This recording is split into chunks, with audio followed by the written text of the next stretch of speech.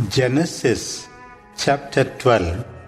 Yahweh said to Abram, "Leave your country, your family, and your father's house, for the land I will show you. I will make you a great nation. I will bless you and make your name great, and you will be a blessing. I will bless those who bless you, and whoever curses you, I will curse. And in you, all peoples of the earth will be blessed." So Abram went as Yahweh had told him, and Lot went with him. Abram was 75 years old when he left Haran. Abram took Sarai his wife, his nephew Lot, all the possessions they had accumulated, and the people they had acquired in Haran. They set out for the land of Canaan. They arrived at Canaan. Abram traveled through the country as far as Shechem to the oak of Moreh. At that time, the Canaanites were in the land. Yahweh appeared to Abram and said, "To your descendants I will give this land." There he built an altar to Yahweh, who had appeared to him. From there he went on to the mountains east of Bethel and pitched his tent, with Bethel to the west and Ai to the east. There also he built an altar to Yahweh and called on the name of Yahweh. Then Abram set out of the direction of Negeb. There was famine in the land, and Abram went down to Egypt to stay there for some time, for the famine was severe in the land. Just as he was about to enter Egypt, he said to Sarai, his wife, "Now I know you are a beautiful woman. When the Egyptians see you, they will say, 'That is his wife.' They will then kill me, but they will let you live. Say that you are my sister, so that they treat me well on account of you, and my life be spared because of you." In fact, when Abram arrived in Egypt, the Egyptians saw that the woman was very beautiful. Pharaoh's officials saw her and praised her to Pharaoh. The woman was taken into Pharaoh's house, and because of her, he dealt well with Abram. He received sheep, cattle, donkeys, men servants, maidservants, she-asses, and camels. But Yahweh inflicted severe plagues on Pharaoh and his household because of Sarai. So Pharaoh summoned Abram and said, "What have you done to me? Why did you say, 'She is my sister,' so that I took her for my wife? Now, here is your wife. Take her and go." And Pharaoh gave orders to his men regarding Abram, and they sent him on his way with his wife and all that was his. Genesis chapter 13. Abram went up from Egypt to the Negeb, he and his wife, with all he had, and Lot with him.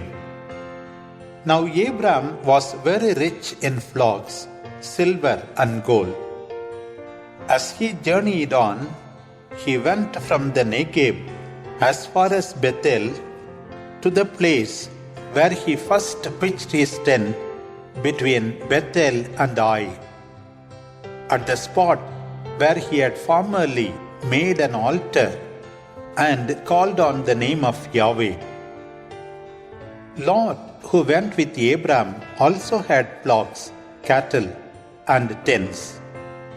The land was not sufficient to allow them to stay together, for their possessions were too great for them to live together. A quarrel arose between the herdsmen of Abram's flock and those of Lot. The Canaanites and the Perizzites were living in the land at the time. Abram said to Lot, "Don't let there be a dispute between you and me, nor between my herdsmen and yours, since we are brothers. Isn't the whole land there before you? Let us part company. If you go to the left, I will go to the right. If you go to the right, I will go to the left." Lot looked up and saw the whole valley of the Jordan, how well it was watered. Before Yahweh destroyed Sodom and Gomorrah, this was like one of Yahweh's gardens, like the country of Egypt on coming to Zoar. Lot chose for himself all the Jordan valley and journeyed eastward. In this way, they separated from each other. Abram settled in the country of Canaan, while Lot lived among the towns of the plain and moved his tent as far as Sodom. Now the people of Sodom were wicked, sinning greatly against Yahweh. Yahweh said to Abram, after Lot had left him, "Raise your eyes and look from where you are, towards the north, the south, the east, and the west. All the land you see I will give to you and to your descendants forever. I will make your descendants as the dust of the earth. If the grains of the dust can be counted, then your descendants may be counted. Come, travel through the length and breadth of the land, for it is to you that I am giving it." So Abram moved his tent and came to live by the oak of Mamre at Hebron. There he built an altar to Yahweh.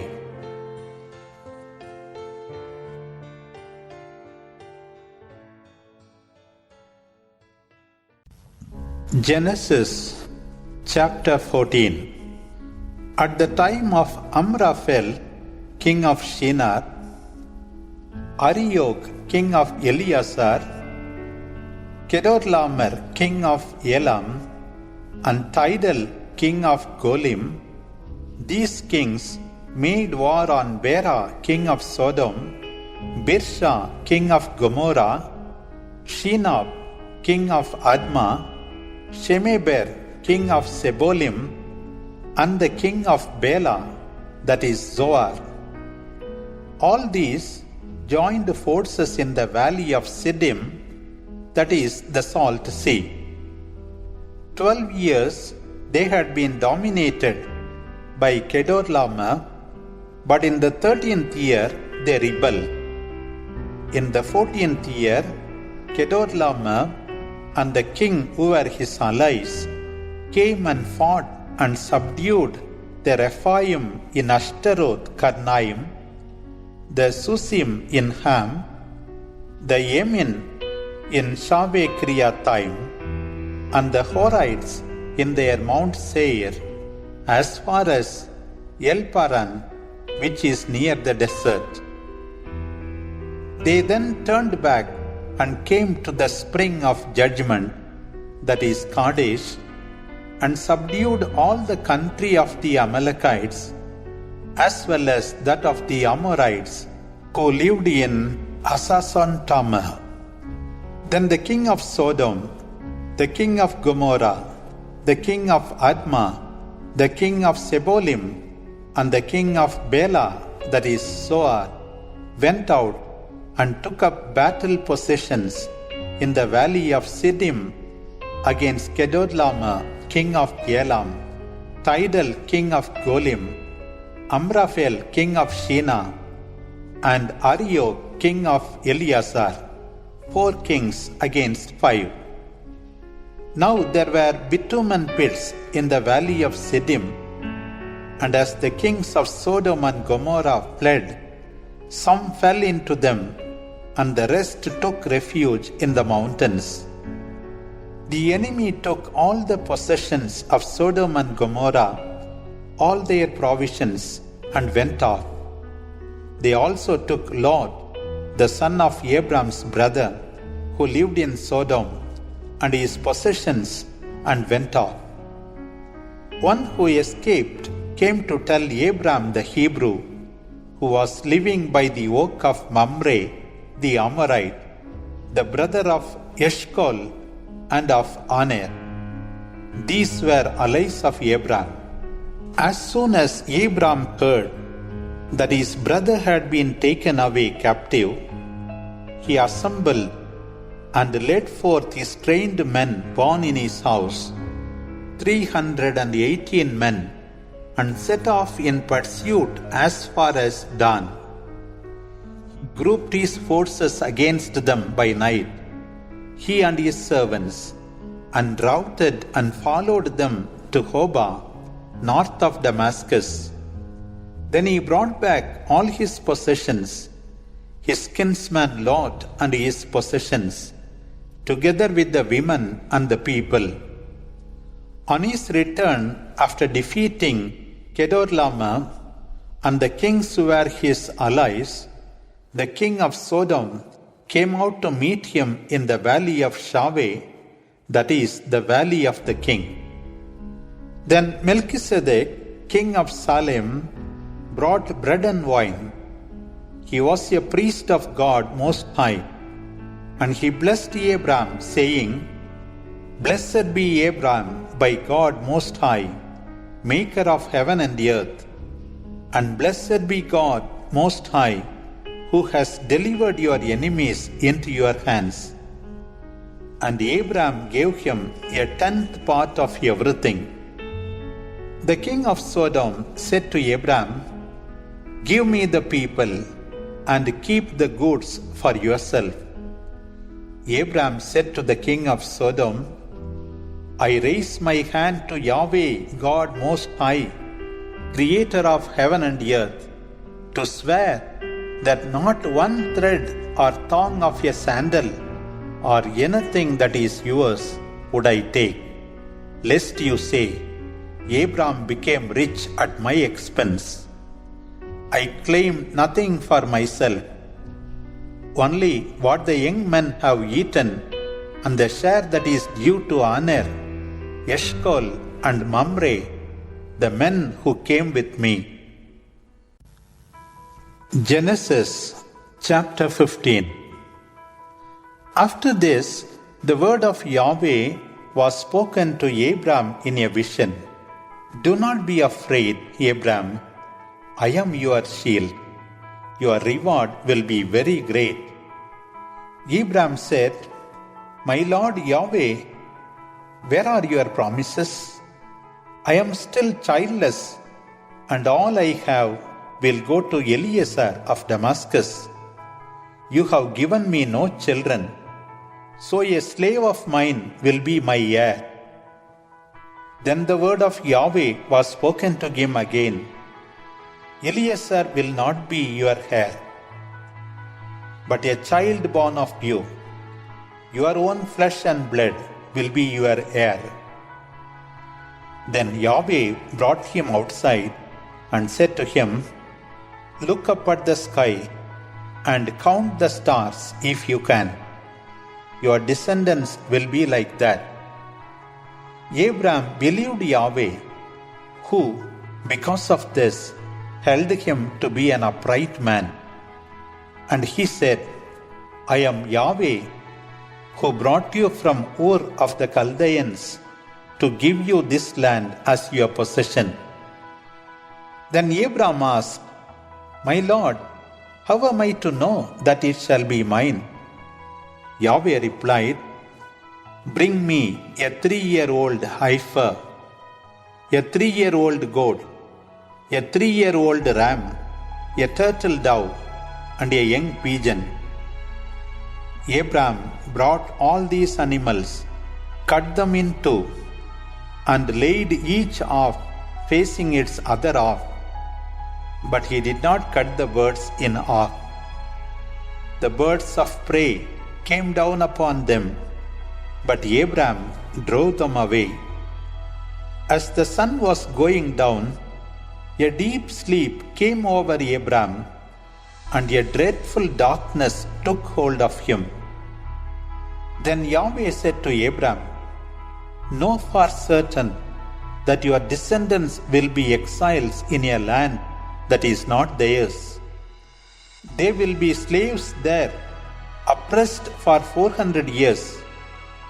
But I will judge the nation that oppresses them, and after that they will not leave empty-handed. As for yourself, you shall go to your fathers in peace, and be buried at a ripe old age. Your descendants of the 4th generation will come back here, for the wickedness of the Amorites has not yet deserved that I take the land from them."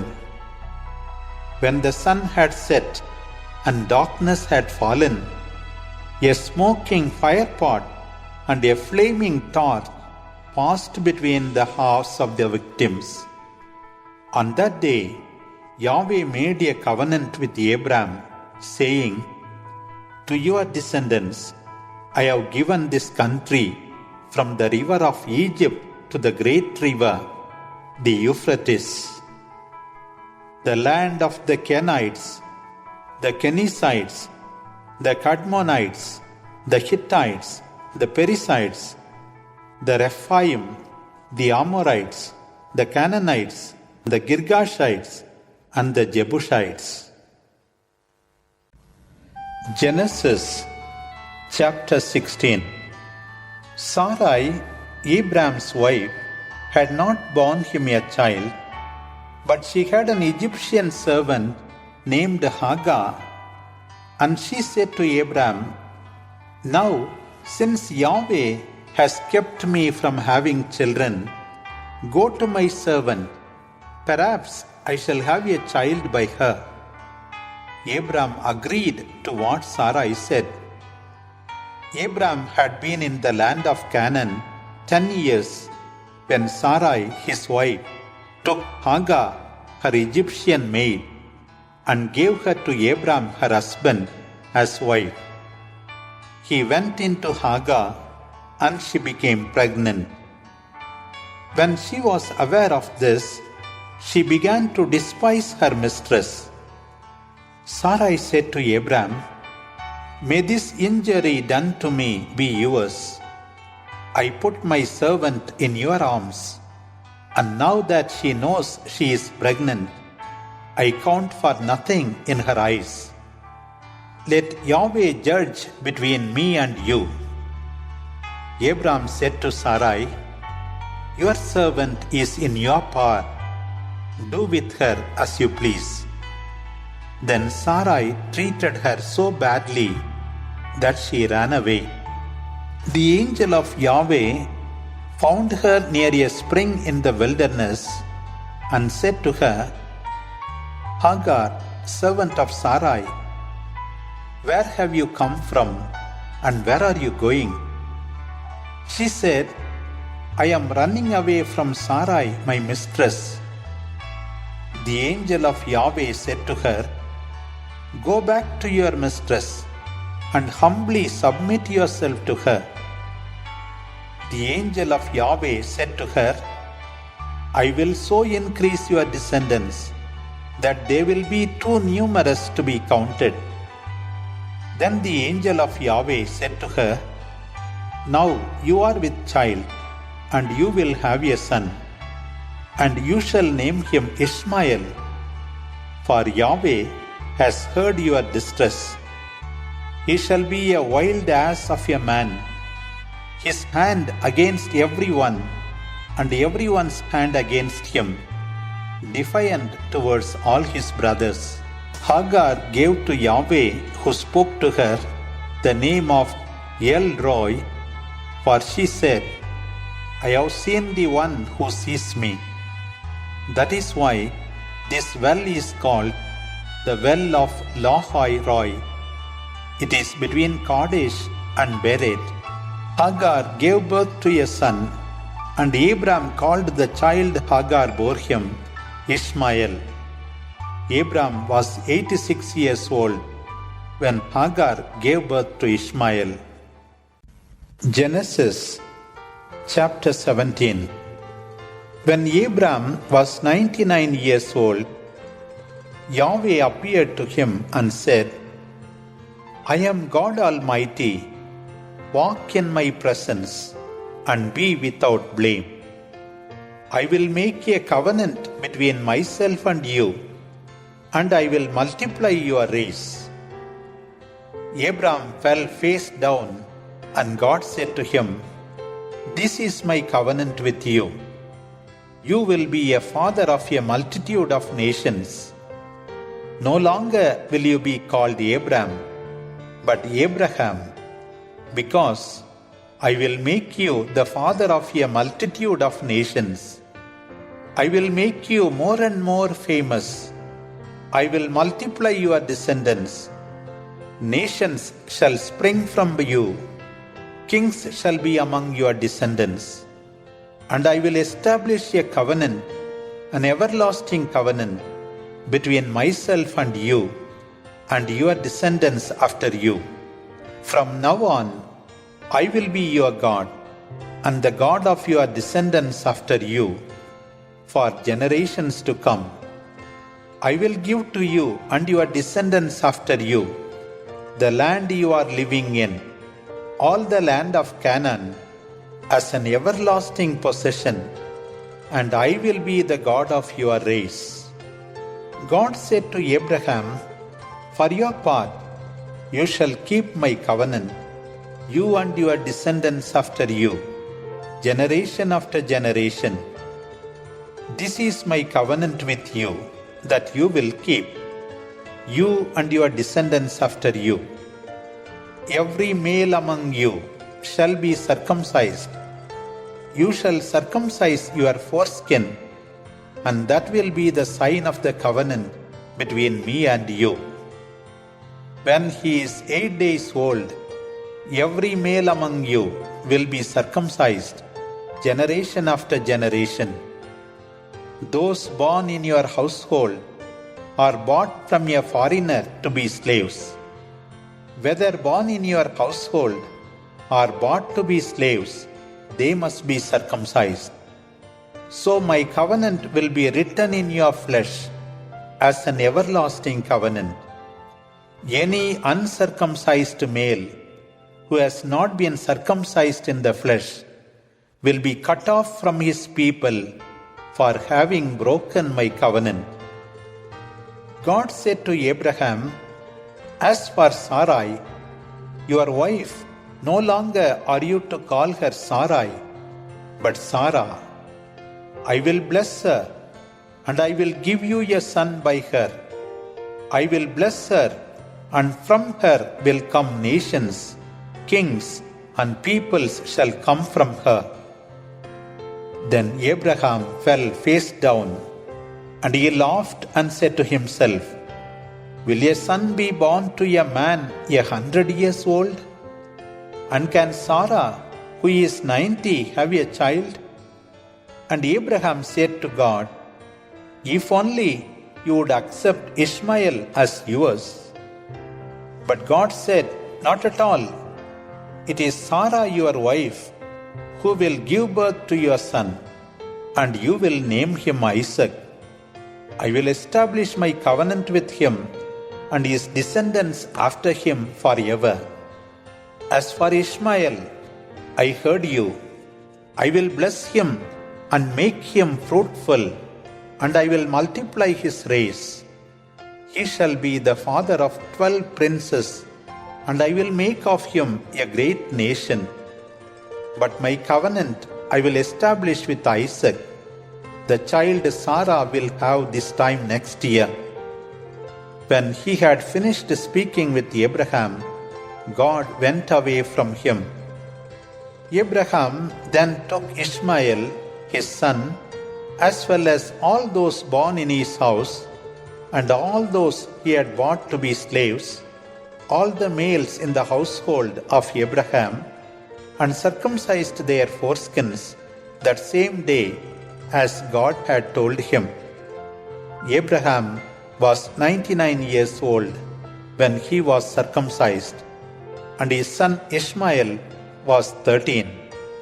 Abraham and his son Ishmael were both circumcised that same day, and every male in his household, whether born in his household or bought with money from a foreigner, were circumcised with him. Genesis chapter 18. Yahweh appeared to Abraham near the oak of Mamre. Abraham was sitting at the entrance to his tent in the heat of the day, when he looked up and saw 3 men standing nearby. When he saw them, he ran from the entrance of the tent to meet them. He bowed to the ground and said, "My Lord, if I have found favor in your sight, do not pass your servant by. Let a little water be brought, wash your feet, and then rest under the trees.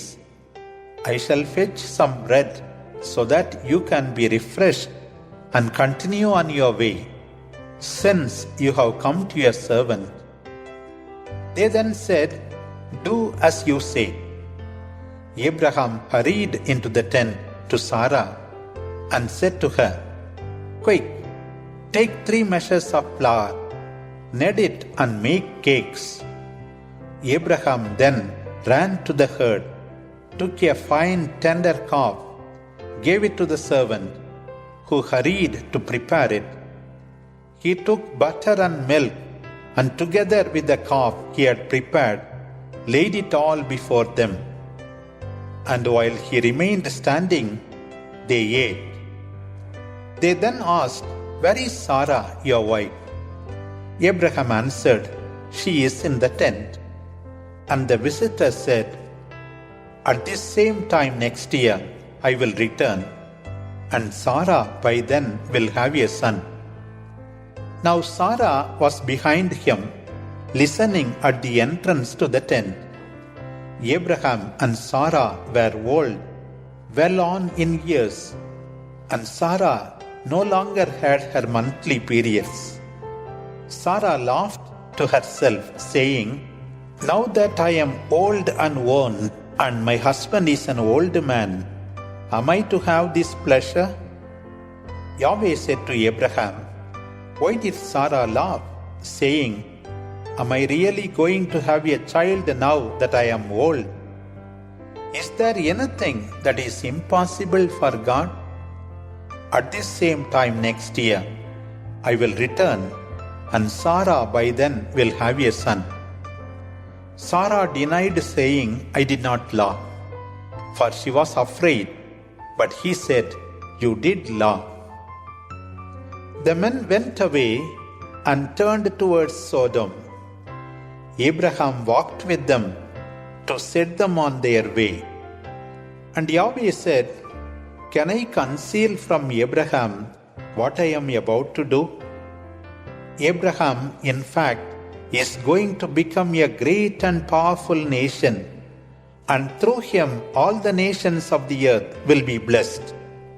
For I have chosen him to command his sons and his household after him to keep the way of the Lord by doing what is right and just, so that Yahweh may bring about for Abraham what he has promised him." Then Yahweh said, "How great is the cry for justice against Sodom and Gomorrah, and how grievous is their sin! I am going down to see if they have done all that they are charged with in the outcry that has reached me. If it is not so, I will know." The men with him turned away and went towards Sodom, but Yahweh remained standing before Abraham. Abraham went forward and said, "Will you really let the just perish with the wicked? Perhaps there are 50 good people in the town. Are you really going to let them perish? Would you not spare the place for the sake of these 50 righteous people? It would not be at all like you to do such a thing, and you can't let the good perish with the wicked, nor treat the good and the wicked alike. Far be it from you. Will not the judge of all the earth be just? Yahweh said, if I find 50 good people in Sodom, I will spare the whole place for their sake. Abraham spoke up again. I know that I am very bold to speak like this to my Lord, I who am only dust and ashes. But perhaps the number of the good is 5 less than 50. Will you destroy the town because of 5? Yahweh replied, I will not destroy the town if I find 45 good people there. Again, Abraham said to him, perhaps there will be only 40. He answered, for the sake of 40, I will not do it. Abraham went on, saying, may my Lord not be angry, but let me speak.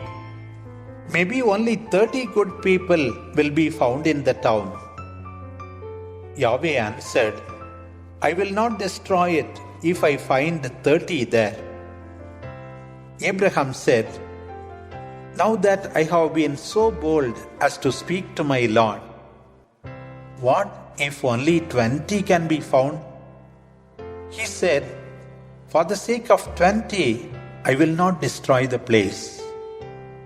But Abraham insisted, may my Lord not be angry, but let me speak just once more. What if only 10 can be found? And Yahweh answered, for the sake of 10 good people, I will not destroy Sodom. When Yahweh had finished speaking with Abraham, he left, and Abraham went home. Genesis chapter 19. When the 2 angels reached Sodom in the evening, Lot was sitting at the gate of the town. As soon as he saw them, he rose to meet them, bowed with his face to the ground, and said, my lords, I pray you come to your servant's house to stay the night. Wash your feet, and then in the morning you may rise early and go on your way. They said, no, we will spend the night in the square. But so strongly did he insist that they went with him to his house. There he prepared a meal for them, baking bread without yeast. This they ate. They had not yet gone to bed when men from the town surrounded the house. They were the men of Sodom, young and old, the entire population. They called Lot and said to him, where are the men who arrived here tonight? Send them out so that we may have sex with them. Lot went out to meet them, shut the door behind him and said, I beg you, my brothers, don't do such a wicked thing. I have 2 daughters who are still virgins. Let me bring them out to you. You may do with them as you please.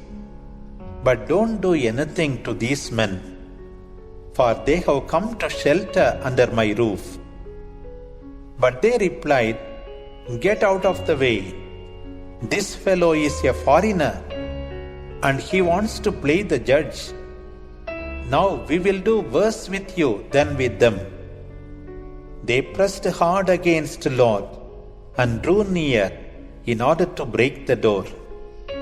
But the men inside the house stretched out their hands to bring Lot inside and then shut the door. As for those at the entrance to the house, they were struck with blindness, from the smallest to the largest, so that they were unable to find the door.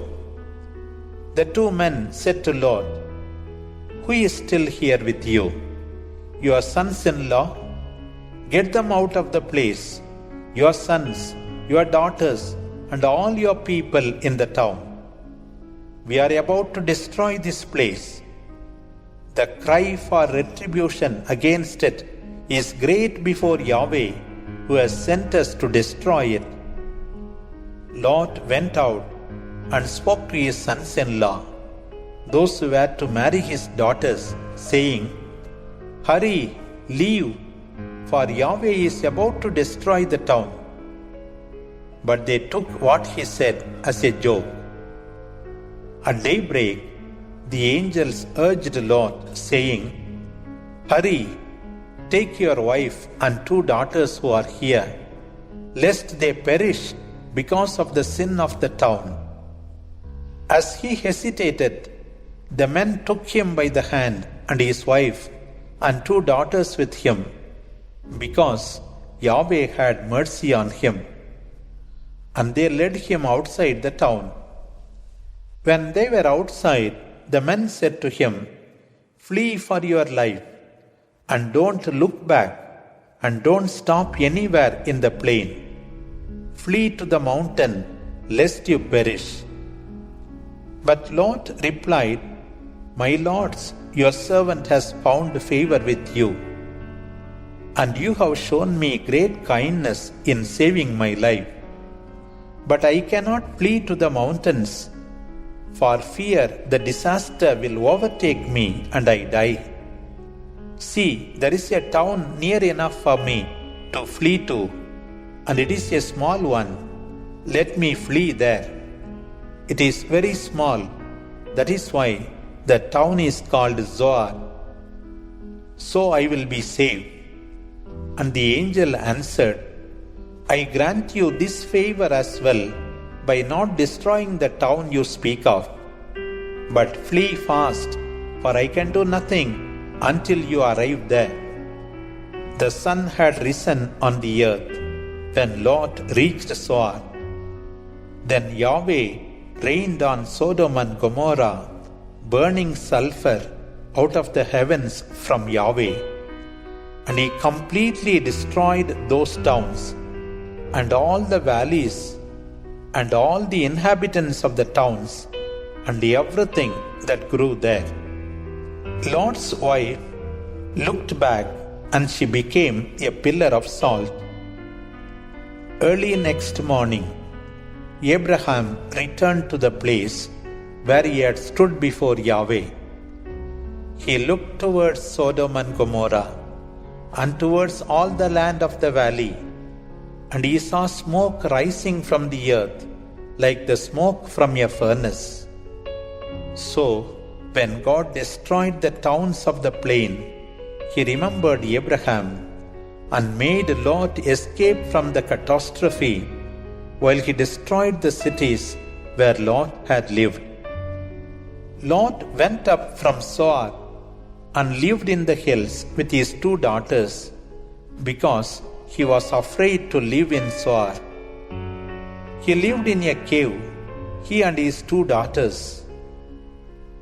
The elder said to the younger, "Our father is old, and there is not a man in the country to lie with us, as is the custom all over the world. Come, let us make our father drunk with wine. We shall lie with him and have the race survive through our father." So they made their father drink wine that night, and the elder went to lie with her father. He knew nothing of it, neither when she lay down, nor when she left. The next day, the elder daughter said to the younger, "Last night I lay with my father.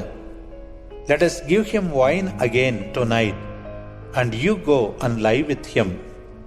In this way, we shall continue the race through our father." Again that night, they got their father to drink wine. The younger went and lay with him. He was aware of nothing, neither when she lay with him, nor when she left. And the two daughters of Lot became pregnant by their father. The elder gave birth to a son, and named him Moab. He was the ancestor of the Moabites who live today. The younger also gave birth to a son, and named him Ben-Ami. He is the ancestor of the Ammonites who exist to this day. Genesis chapter 20. Abraham left there for the territory of the Negev and lived between Kadesh and Shur. And he stayed for a time in Gerar. Abraham had said of his wife, "She is my sister." So Abimelech, king of Gerar, sent for Sarah and had her brought to him. But God came to Abimelech in a dream at night. He said to him, "You are a dead man because of this woman you have taken, for she is a married woman." But Abimelech had not gone near her. So he said, "My lord, are you going to kill a pagan who acted with good intention? Didn't he say to me, 'She is my sister'? And she said to me, 'He is my brother.' I acted in the simplicity of my heart and with innocent hands."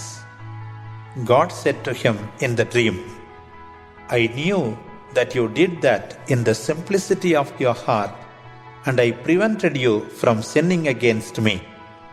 That is why I did not let you touch her. Now give the woman back to the man, for he is a prophet.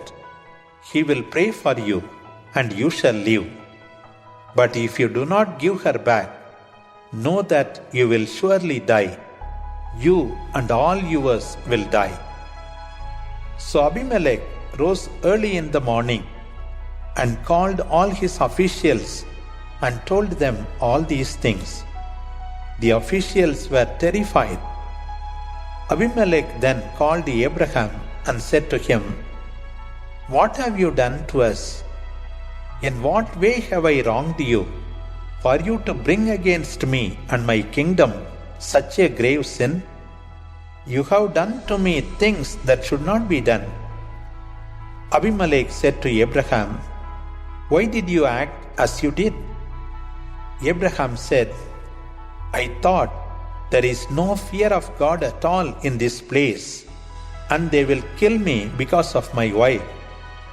Yet it is true that she is my sister, the daughter of my father, but not of my mother, and she became my wife. So, when the gods made me wander far from my father's family, I said to her, 'Now, if you love me, I beg you to say that I am your brother wherever we go.' Abimelech then brought sheep and cattle, male and female slaves, and gave them to Abraham. And he had Sarah return to her husband. And he told Abraham, 'See, you have the run of my land. Live wherever you please.' And to Sarah he said, 'I am giving your brother 1,000 silver coins. It will be as a protection for you, and an evidence for all those who are with you, so none of them will think ill of you.' Then Abraham prayed to God, and God healed Abimelech, his wife, and his servants, so that they were able to have children again. For Yahweh had made it impossible for Abimelech's wife and maids to have more children because of Abraham's wife Sarah. Genesis chapter 21. Yahweh was kind to Sarah as he had said, and fulfilled his promise to her. Sarah became pregnant and bore a son to Abraham in his old age, at the very time Yahweh had promised. Abraham gave the name Isaac to the son that Sarah bore him, and circumcised him when he was 8 days old, as Yahweh had commanded. Abraham was 100 years old when his son Isaac was born to him. Sarah said, God has brought me laughter, and everyone who hears of this will laugh with me. She added, who would have told Abraham that Sarah would nurse children? Yet I have given birth to a son for him in his old age. The child grew, and on the day Isaac was weaned, Abraham held a great feast. Sarah saw the child that Hagar, the Egyptian, had borne to Abraham, mocking her son, and she said to Abraham, send this slave girl and her son away. The child of this slave must not share the inheritance with my son Isaac. This matter distressed Abraham because it concerned his son. But God said to him, don't be worried about the boy and your maidservant. Listen to Sarah and do whatever she says, because the race which is called by your name will spring from Isaac. But from the son of your servant I will also form a nation, for he too is your offspring. Abraham rose early next morning and gave bread and a skin bag of water to Hagar. He put the child on her back and sent her away. She went off and wandered in the desert of Beersheba. When there was no more water in the skin, she pushed the boy under one of the bushes, and then went and sat down about 100 yards away, for she thought, I cannot bear to see my son die. But as she sat there, the child began to wail. God heard him, and the angel of God called to Hagar from heaven and said, what is the matter, Hagar? Don't be afraid. God has heard the boy crying. Get up, pick the boy up, and hold him safely, for I will make him into a great nation. God then opened her eyes, and she saw a well of water. She went and filled the skin and gave the boy a drink. God was with the boy. He grew up and made his home in the wilderness and became an expert archer. He lived in the desert of Paran, and his mother chose a wife for him from the land of Egypt. At that time, Abimelech came with Phicol, the commander of his army, to speak to Abraham. God is with you in everything you do. Swear to me here before God that you will not deal falsely with me or my descendants, but instead you will show to me and the country where you are living the same kindness that I have shown to you. And Abraham said, yes, this I swear. Then Abraham complained to Abimelech about a well that Abimelech's servants had seized. Abimelech said, I don't know who has done this. You did not tell me, and I only heard about it today. Abraham then took sheep and cattle and gave them to Abimelech, and the two men made a treaty. Abraham set aside 7 ewe lambs from the flock. Abimelech said to him, why have you put aside these 7 ewe lambs? Abraham replied, accept these 7 lambs from my hand as evidence that I dug this well. So the place was called Beersheba, because the two men took an oath there.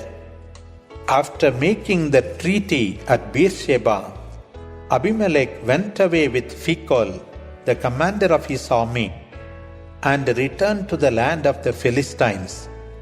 Abraham planted a tamarisk tree at Beersheba, and there he called on Yahweh, the everlasting God.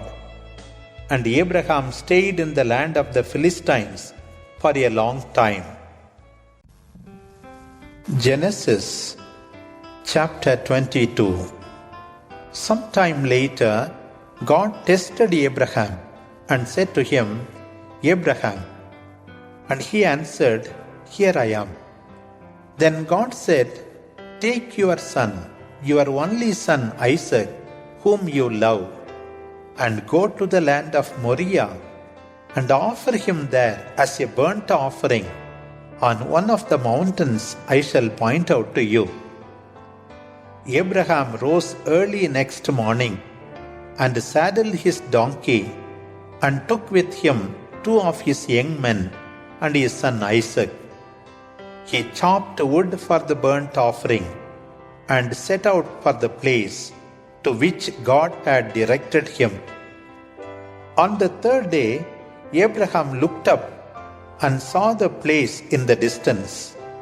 And he said to the young men, Stay here with the donkey. The boy and I will go over there to worship, and then we will come back to you. Abraham took the wood for the burnt offering and laid it on Isaac his son. He carried in his hand the fire and the knife. As the 2 of them went on together, Isaac spoke to Abraham his father, Father. And Abraham replied, Yes, my son. Isaac said, The fire and the wood are here, but where is the lamb for the sacrifice? Abraham replied, God himself will provide the lamb for the sacrifice. They went on, the 2 of them together, until they came to the place to which God had directed them.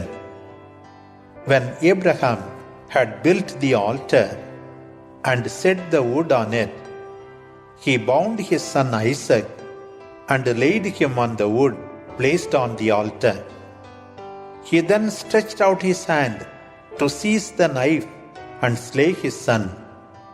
But the angel of Yahweh called to him from heaven, Abraham, Abraham. And he said, Here I am. Do not lay your hand on the boy. Do not harm him. For now I know that you fear God, and you have not held back from me your only son. Abraham looked around and saw behind him a ram caught by its horns in a bush. He offered it as a burnt offering in place of his son. Abraham named the place, The Lord will provide, and the saying has lasted to this day. And the angel of Yahweh called from heaven a second time, By myself I have sworn, it is Yahweh who speaks. Because you have done this, and not held back your son, your only son, I will surely bless you, and make your descendants as numerous as the stars in the sky, and the sand on the seashore. Your descendants will take possession of the lands of their enemies. All the nations of the earth will be blessed through your descendants, because you have obeyed me. So Abraham returned to his servants, and they set off together for Beersheba, and it was there that Abraham stayed. Some time after this, Abraham was told that Milcah too had borne children for Nahor, Abraham's brother. Uz the firstborn, Buz his brother, Kemuel the father of Aram, Kesed, Hasso, Pildash, Jitlap, and Bethuel. Bethuel became the father of Rebekah. These 8 children Milcah gave Nahor, Abraham's brother. He also had a concubine named Roima, who gave birth to Teba, Gaham, Tahash, and Makkah. Genesis chapter 23. Sarah lived 127 years. She died at Kiriyat Arba, that is Hebron, in the land of Canaan, and Abraham went in to weep and mourn for Sarah. Abraham left his dead one and spoke to the Hittites, I am only a stranger among you. Give me a burial place among you, so that I may bury my dead. The Hittites answered Abraham, Hear us, my Lord. You are God's prince among us. Bury your dead in the best of our tombs. None of us would refuse you a tomb to bury your dead. Abraham rose and bowed to the Hittites, the people of the land, and then spoke to them, If you are willing that I bury my dead, hear me, and plead with Ephron the son of Zohar to give me the cave of Machpelah belonging to him. It is at the edge of his field. For the full price and in your presence, let him give it to me for a burial place. Now Ephron was there sitting among the Hittites, and he replied to Abraham in the hearing of all who were seated at the gate of the town, No, my Lord, listen. I give you the field, and I give you the cave in it. In the presence of the sons of my people, I give it to you. Bury your dead there. Abraham bowed before the people of the land and spoke to Ephron in the hearing of the people of the land. If only you will listen to me, I will give you the price of the land. Accept it from me, that I may bury my dead there. Ephron replied to Abraham, My Lord, hear me. 400 silver coins for a piece of land. Is it not the right price for both of us? Bury your dead. Abraham agreed with Ephron, and he weighed out for Ephron the silver he had insisted on in the hearing of the Hittites, 400 silver coins in merchants' coins. And so Ephron's field in Machpelah, to the east of Mamre, the field with the cave in it, and all the trees in the field throughout its entire area, was acquired by Abraham as his possession in the presence of the Hittites and of all who went in at the gate of their city. After this, Abraham buried his wife Sarah in the cave of Machpelah. The unused field and the cave that is in it were given to Abraham as a possession for a burying place by the Hittites.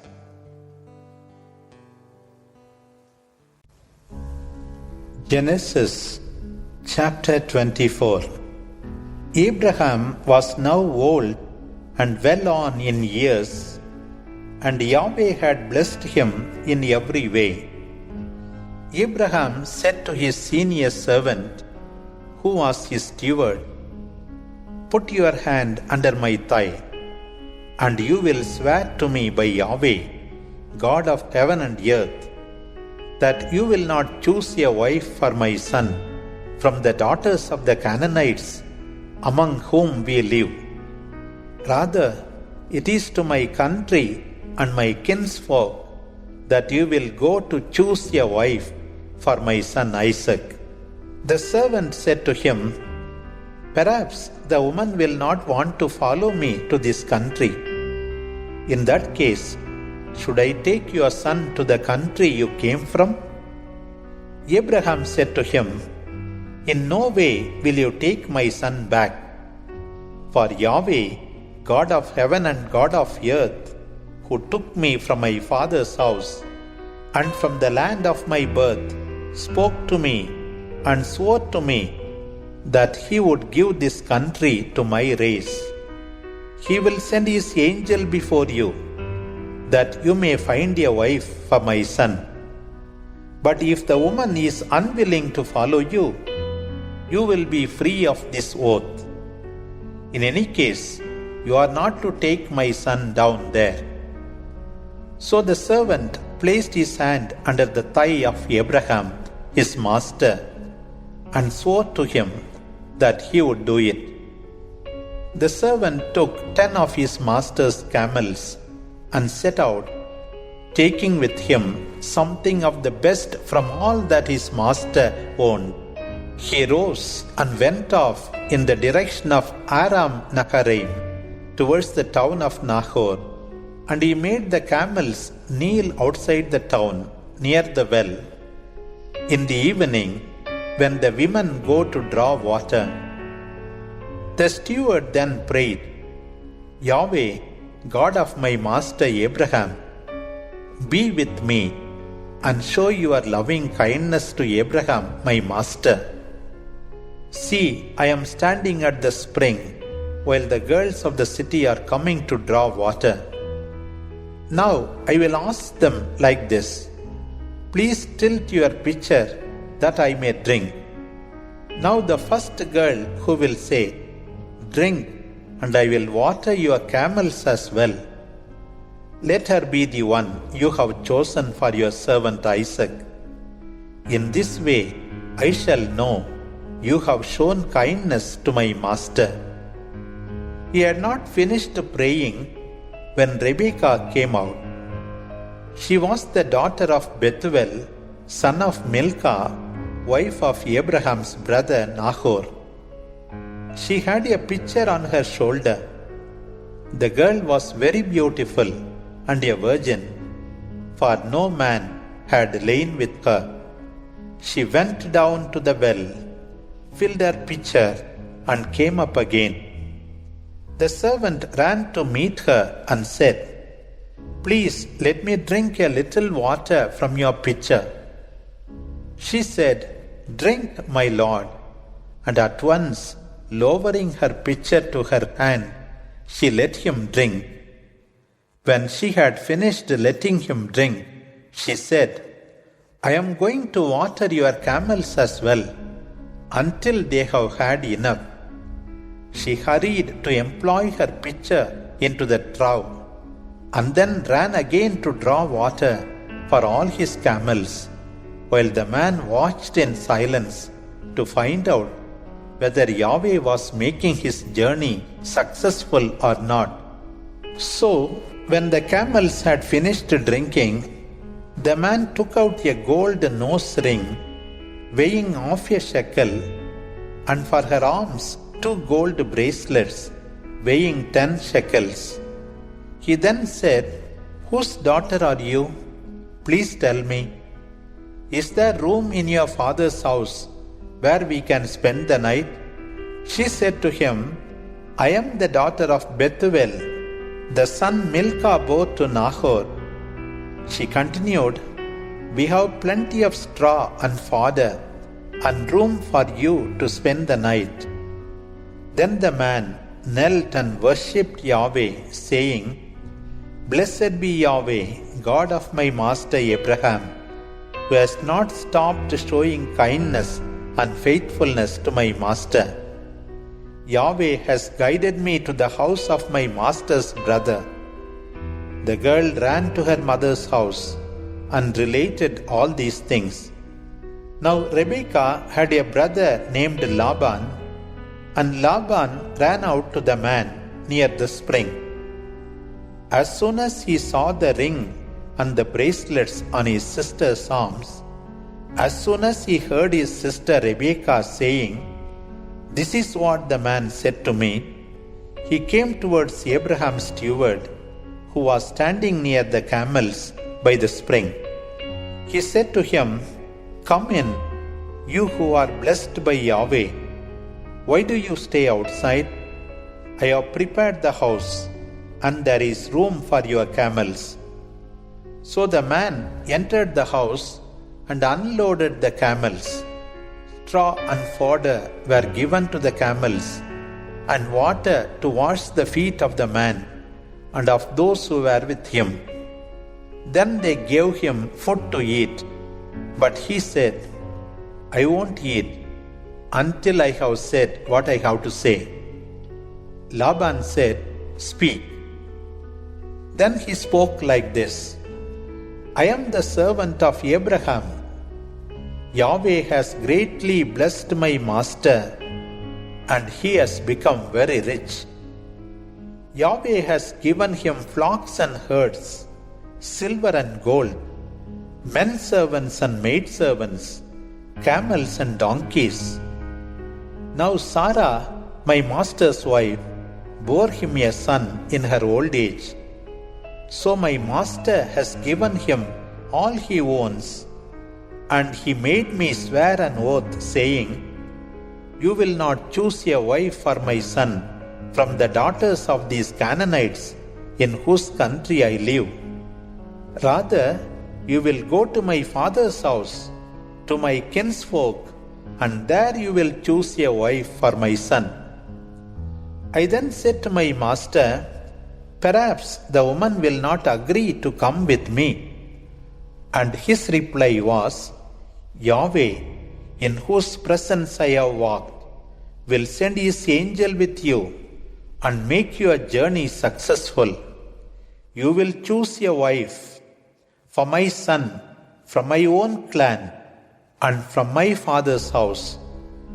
This is what you have to do to be released from your oath. Whether they refuse you or not, you will be free of the oath.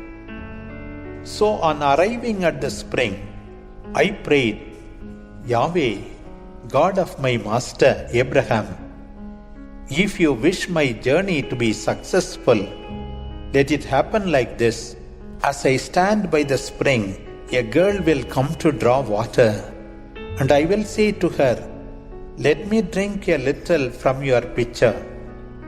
If she answers me, Yes, drink, and I will draw water for your camels as well, let it be that she is the wife Yahweh has chosen for my master's son. I was still thinking this over when Rebekah came out with a pitcher on her shoulder. She went down to the spring and drew water. I said to her, Please let me drink.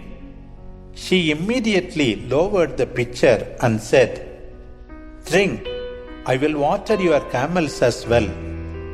I drank, and she watered the camels. I questioned her, saying, Who is your father? And she said, I am the daughter of Bethuel, the son of Nachor and Milcah. I then put this ring through her nostril and bracelets on her arms. Then I knelt in worship and blessed Yahweh, God of my master Abraham, who had led me to choose the daughter of my master's brother for his son. Now let me know whether you intend to show kindness and faithfulness to my master. If not, tell me, and I shall know which way to turn. Laban and Bethuel replied, This is God's doing. It is not for us to decide either way. Here is Rebekah. Take her and go. Let her become the wife of your master's son, as Yahweh has directed. When Abraham's servant heard this answer, he bowed to the ground before Yahweh. He then took the gold and silver jewelry, as well as the clothes, and gave them to Rebekah.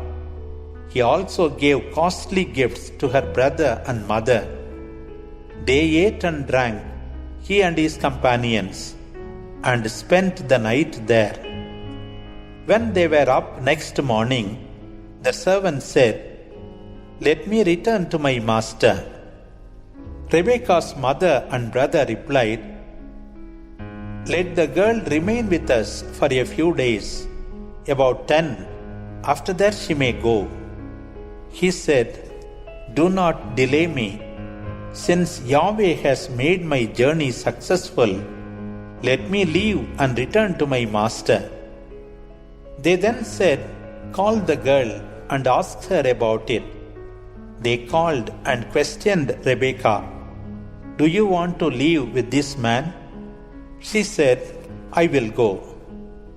So they let Rebekah, their sister, go with her nurse and Abraham's servant and his men.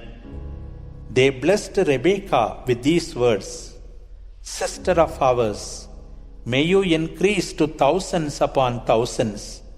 May your descendants take possession of the cities of their enemies. Then Rebekah and her maids got ready, mounted the camels, and followed Abraham's servant. So it was that he departed, bringing Rebekah. Now Isaac had come from the well of Lahai-roi, for he was living in the Negeb. As Isaac went out in the early evening to meditate in the field, he looked up and saw camels coming. Rebekah also looked up, and when she saw Isaac, she alighted from her camel and said to the servant, Who is this man in the field coming to meet us? He replied, It is my master. She then covered her face with her veil.